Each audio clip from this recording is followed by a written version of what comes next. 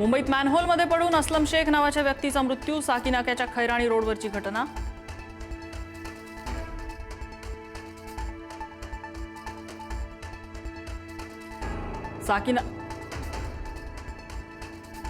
साकीनाक्याच्या दुर्घटनेत पालिका आयुक्त अश्विनी भिडे जबाबदार। मुंबईचे उपमहापौर संजय घाडी यांची कारवाईची मागणी, तर थेट आयुक्तांना जबाबदार धरणं चुकीचं। महापौर तावडेंकडून पाठराखण।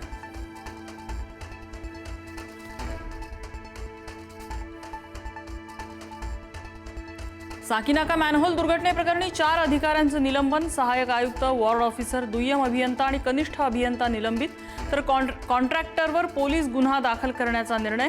बीएमसी आयुक्त अश्विनी भिडे यांची माहिती।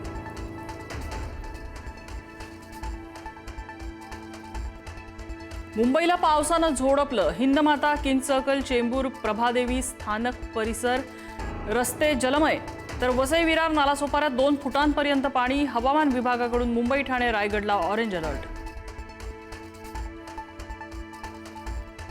मुंबईसह ठाण्यात झाडांची पडझड सुरू। चर्चगेट रेल्वे स्थानक, मरोळ परिसरात झाड कोसळलं। मीरा भाईंदरमध्ये धावत्या दुचाकीवर झाड कोसळून चालक जखमी। पुढील 3 दिवस राज्यात मुसळधार। 3 ते 4 जुलैला कोकणातील काही भागात अतिवृष्टीचा इशारा।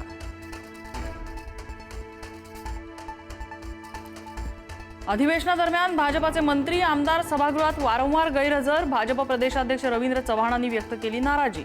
आज मुख्यमंत्र्यांची भेट घेत गैरहजर राहणाऱ्यांवर कारवाईचे संकेत।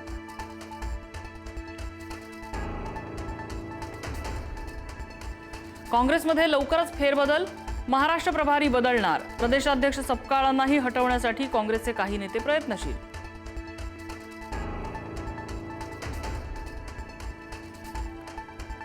सचिन को खेलने दो, स्कोर वाढल्यावर दुसऱ्या खेळाडूंनाही आणणार। शिंदेंसोबत गेल्यावर सचिन अहिर यांचं सूचक वक्तव्य। कोणते नवीन आमदार फुटणार याची चर्चा।